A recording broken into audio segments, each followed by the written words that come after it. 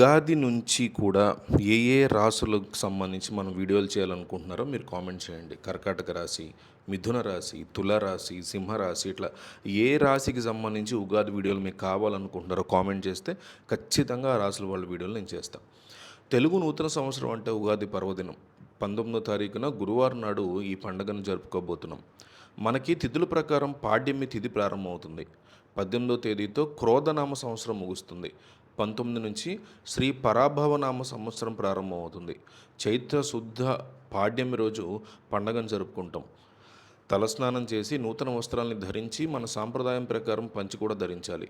దేవాలయాన్ని సందర్శించుకుని షడ్రుచుల సమ్మేళమైన ఉగాది పచ్చడిని తీసుకోవాలి. ఇందులో 6 రకాల రుచులు కలిసి ఉంటాయి. తీపి, పులుపు, చేదు, కారం, ఉప్పు, వగరు ఇవన్నీ తీసుకోవడం వల్ల కొత్త సంవత్సరంలో మన జీవిత ప్రయాణంలో ఎదురయ్యే అనేక రకాల సవాళ్ళని అధిగమించడం, ఎదుర్కొనే అనుభవాలన్నీ కొన్ని తీయగా, కొన్ని చేదుగా, కొన్ని వగరుగా ఇలా ఉంటాయని, అన్నిటినీ సమపాళలో స్వీకరించాలని పండితులు చెప్తారు. తర్వాత సాయంత్రం పండితులు చెప్పే పంచాంగ శ్రవణాన్ని వింటాం. ఆ ప్రకారం కొత్త సంవత్సరం ఏ విధంగా ఉండబోతుంది అనే విషయంలో ఒక స్పష్టతకి వస్తాం. మనకి తెలుగులో 12 రాశులు ఉంటాయి.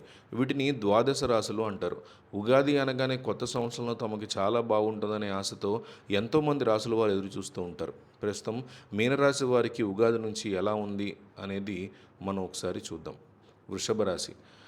ఆదాయం 12, వ్యయం 13, రాజపూజ్యం 5, అవమానం 4. పరాభవ నామ సంవత్సరం వృషభ రాశి వారికి మిశ్రమ ఫలితాన్ని ఇచ్చే సంవత్సరం. ఆదాయం స్థిరంగా ఉన్నప్పటికీ ఖర్చులు పెరిగే సూచనలు ఉన్నాయి. ఇల్లు, వాహనం, కుటుంబ అవసరాలు లేదా వైద్య కారణాల వల్ల తప్పనిసరి ఖర్చులు పెట్టాల్సి వస్తుంది. ఉద్యోగ రంగంలో కొత్త అవకాశాలు లభిస్తాయి. బదిలీ లేదా ఉద్యోగ మార్పుకి అవకాశం ఉంది. అధికారులతో కలిసి మంచి ఫలితాలు సాధిస్తారు. వ్యాపారస్తులకి నెమ్మదిగా స్థిరమైన లాభాలు వస్తాయి. పాత స్నేహితులు లేదా కొత్తగా పరిచయమైన వారితో ముఖ్యమైనటువంటి పని ఒకటి విజయవంతం అవుతుంది. ఆస్తి వ్యవహారాల్లో జాగ్రత్త అవసరం. రికార్డుల పరిశీలన చేసి నిర్ణయం తీసుకోవడం మంచిది. ఆరోగ్య విషయంలో జీర్ణక్రియ, కంఠము లేదా కఫ సంబంధిత సమస్యలు వస్తాయి. సరిపడినంత వ్యాయామం, సరైన ఆహారం తీసుకోవాలి. కుటుంబ సభ్యుల నుంచి సహకారం లభిస్తుంది. దాంపత్య జీవితంలో పరస్పరం అవగాహన చేసుకోవడం అవసరం. ధార్మిక యాత్ర, పుణ్యకార్యాలు లేదా దేవాలయ దర్శనం వంటివి మనశ్శాంతి లభిస్తుంది. శాంతి, సహనంతో ఈ సంవత్సరం విజయవంతంగా ముందుకు సాగుతుంది. సమస్యలు ఉన్నప్పటికీ వాటిని ఖచ్చితంగా అధిగమించే పరిస్థితి ఉంటుంది. మేషరాశి.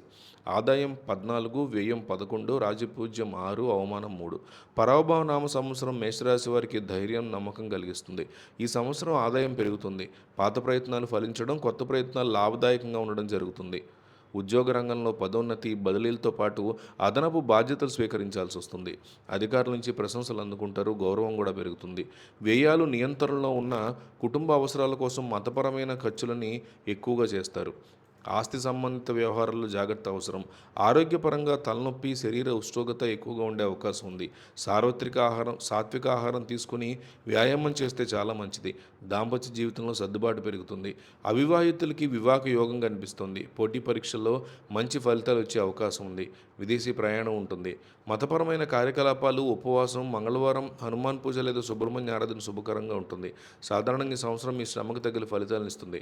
పురోగతి సమాజంలో గౌరవాన్ని కూడా తీసుకొస్తాయి. సో మీరు నెక్స్ట్ ఏ రాశి గురించి ఇట్లాంటి వీడియో చేయాలనుకుంటున్నాను మీరు కామెంట్ చేస్తే ఆ వీడియో నేను చేస్తాను.